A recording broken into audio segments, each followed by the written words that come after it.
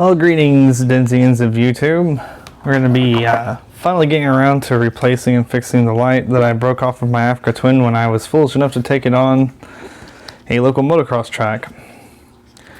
I've already have one finished product for one of my lights, and funny enough, these have sat in my closet for about 3 years after I got them off of Amazon. It's actually gotten to the point where it's faded the color of the wiring. I've trolled a bunch of forums for the longest time trying to figure out what type of fog lights I should get for an Africa Twin. And most of the people said, oh, well, the cheap lights won't last any bit of time. They're pure junk. Spend a few $100s on a decent set of lights. I spent about $14 for this set on Amazon. I actually bought 2 sets. One was a flood, and this is the spot and flood model. These have sat in my closet for 3 years until I finally broke one. I'm going to go ahead and prep some connections here and see what we can do about getting this thing ready to go again.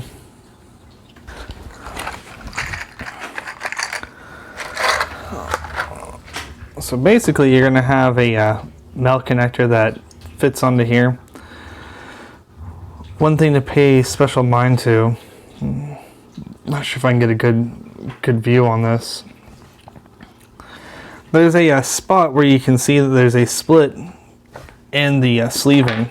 So whenever you're going to go to crimp these, make sure you line up the bite part of your crimp exactly with the split in the sleeving so you can secure these down to the light. So a little bit of prep work is required to get this ready for prime time. First off, you're going to have to cut your shrink tube a little bit back.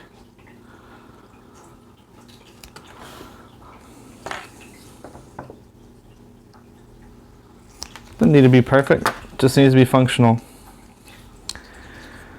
You feed that onto your wire connectors. And one thing I like about these connectors is they don't really require solder. I had these on for ages and never even had a trace riding the Africa Twin on long distance rides on a regular basis. A lot of times in a torrential downpour.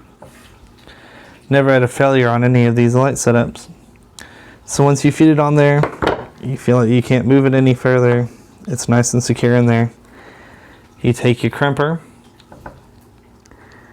and you're very careful to make sure you line it up with the part that bites down. Then you give it a good squeeze till it's nice and fully on there. It looks like I missed it a smidge, so I'm gonna have to try and shift it and see if I can get a little better bite on that other side. See if that goes anywhere. Yeah, it looks like that's secure. I'll feed one of these onto the second side.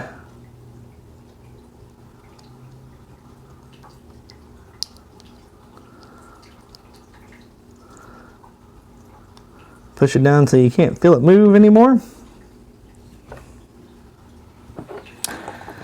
And grab the crimper.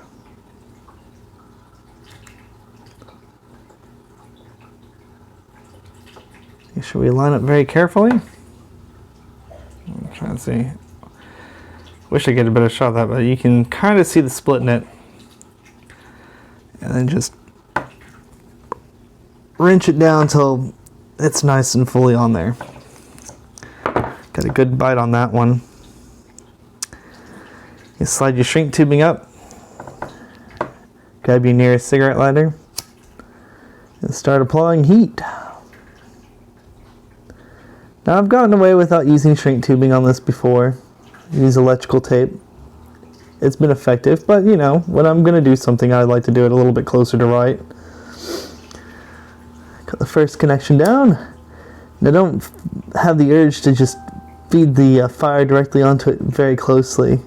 Keep it moving, keep it a little down. That way you're not torching your wire or melting your connector, making more work for yourself. I applied a little too much heat to that one area, but it's not damaged, it's just a little carbonated. Let it cool for a little bit. It's still pretty hot.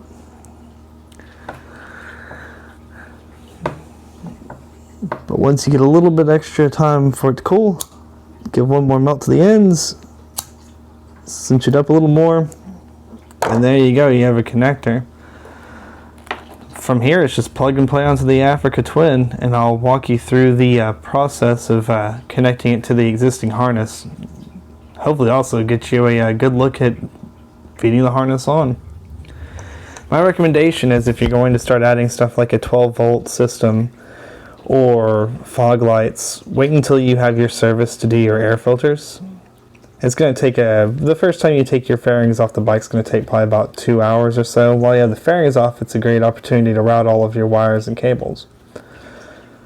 So when you're already there, save up for the air filters, save up. This whole setup is about $35. You can wire it directly into the battery, or you can do what I did and get a PC88, which I'll show you. It's the Eager Beaver fuse block for the Africa Twin, and it has the special adapter so it only powers when it's keyed on. Alrighty, so today we're going to fix the fog light I ripped off taking this huge bike out on the motocross track. Now the great part about these Amazon lights is that they have a generic mounting system, so I'm basically going to reuse the old mount system from this. It's good to have a good amount of thread locker. I thought I had thread locked the original light on, so that's probably a contributing factor to losing the original light. Got all my wiring connections prepped. Have my old wiring connections here. Got an ample amount of zip ties and the proper tools to make this job happen.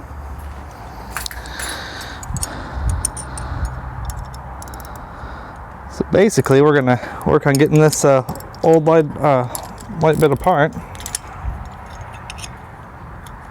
It's a little chilly out today, so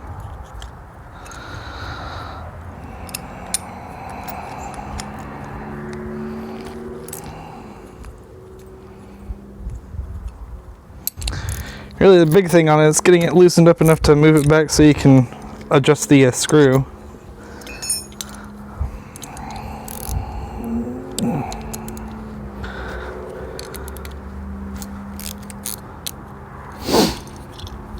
So come on, fella. Apparently I didn't loosen it up enough for its taste. Alright, so move this back here. We apply a little bit of thread locker.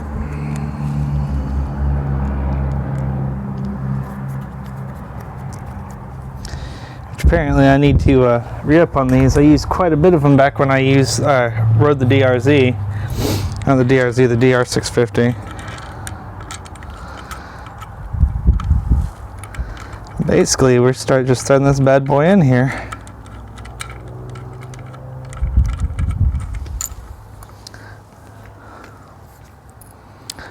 Alrighty.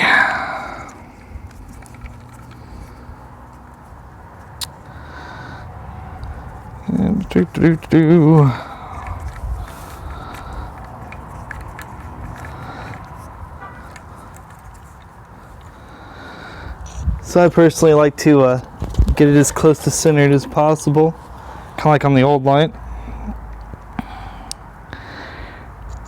Have that nice and tight. Now the type of crash bars I have on this Africa Twin are the SW Motex. And the reason I picked these crash bars is you can still service the rest of the stuff when you need to take off the fairings instead of having to take off the crash bars at all.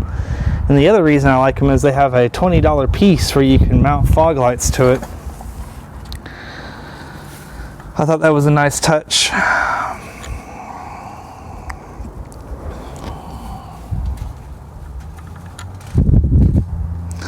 So normally before you partake in this endeavor, you make sure all your connections work, but I usually do that before I even start putting hardware together on a project. So you'll need 10 millimeter wrenches to adjust your light out on the smaller portion, and then a 14 millimeter socket to tighten down the light connection itself. preferably deep well, so you can clear the bolt there. There.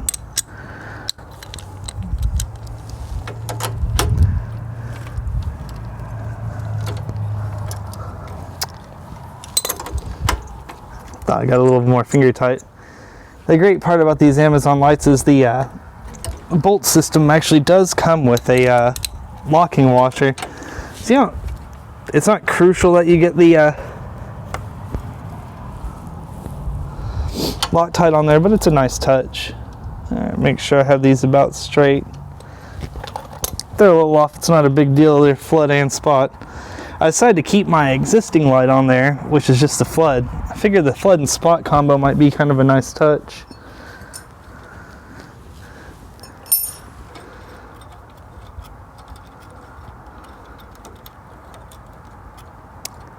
Here in a little bit I'll show you guys what powers this whole thingamajigger.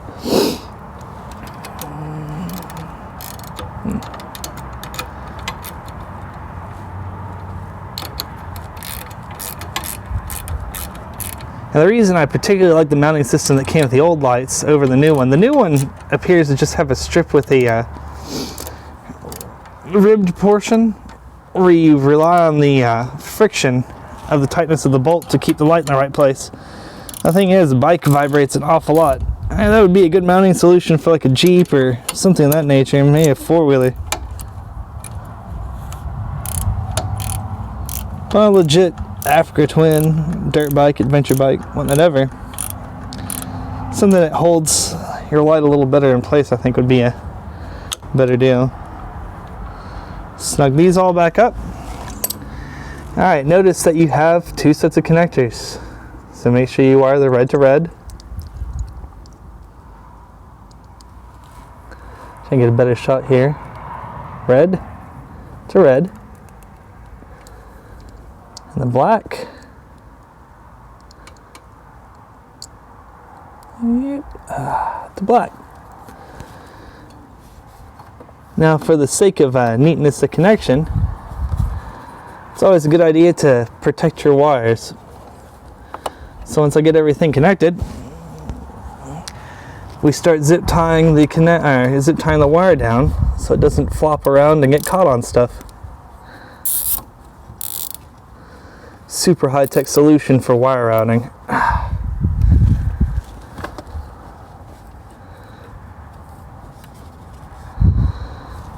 I'll use another one there for on the back side of the connector of the harness.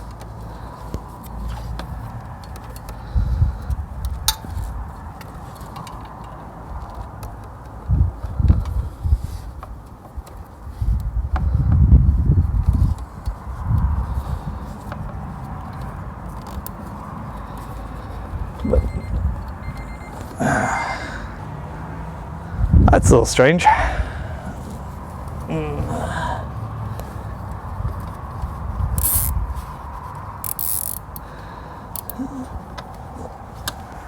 I'll trim all that later. I don't think you guys want to see me properly trim and crimp and everything else.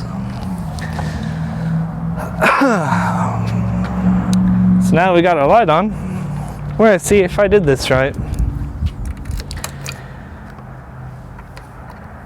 So I used the button that came with the lighting kit, and it's waterproof.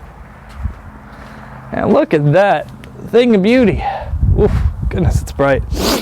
Don't want to take a good gander at that. If you get a little bit of time and the weather's not too bad tonight,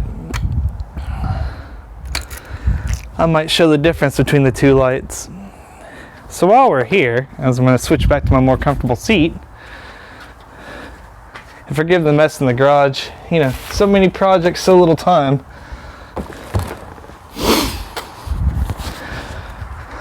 I need to amend what I said earlier about the way that I power all of this. It's not the Eager Beaver, it's the Eastern Beaver. And it looks like I need to tighten up one of my connectors. Got a little frayed over time. But this is the Eastern Beaver PC8 with the Africa Twin adapter, so I can feed directly into the system and have a key on, key off system. It feeds into this extra seat where they had a previous dummy plug. Now, one thing that you want to fight on these bikes is a parasitic draw.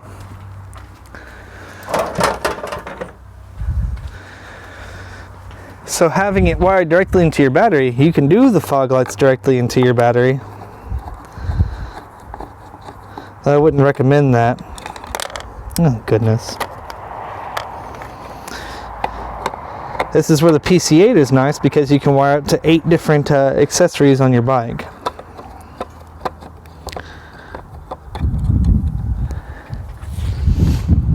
Whew, a little chill. It's still a little brisk out today. So basically you'll run your wires over to your battery. One thing to know with the Africa Twin, I might eventually do the video on that, is when you wire one of these up, your battery's behind here. Your positive connection has about 1.5 inches of area where you can't really adequately reach into that area.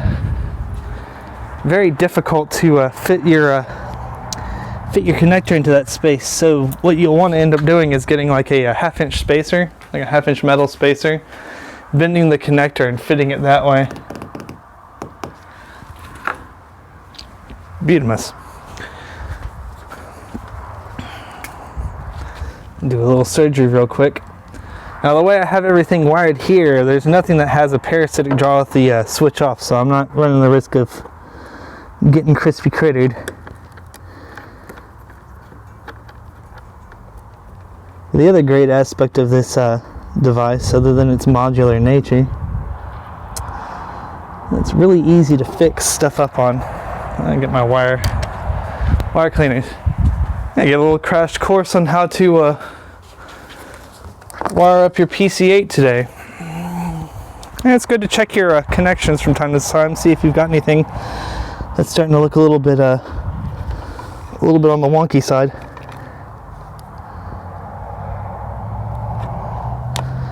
Preventative maintenance on your bike is more things than just changing oil and air filters.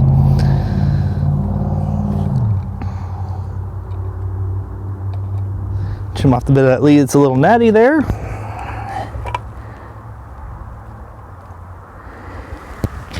Feed you into the PC8 and crimp you back down.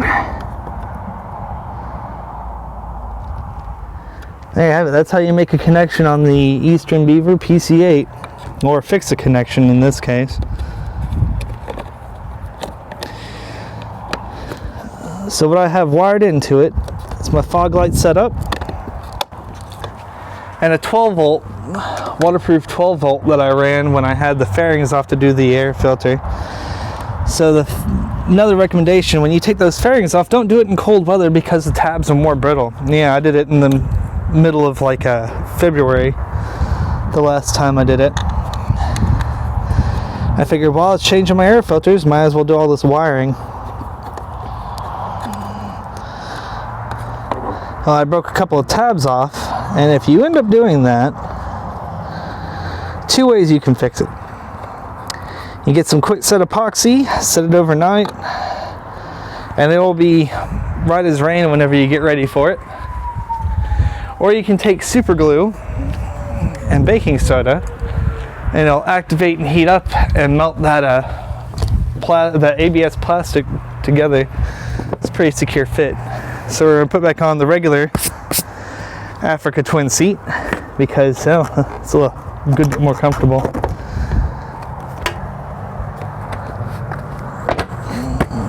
Lock it into place. One thing I recommend before you go, just take off on it.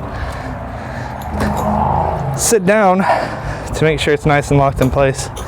Give it a little wiggle. We'll do one last check on that set of lights, make sure we got it all set up. And maybe, if I can find enough warm weather stuff to get together, we'll do a little night ride and see what it looks like.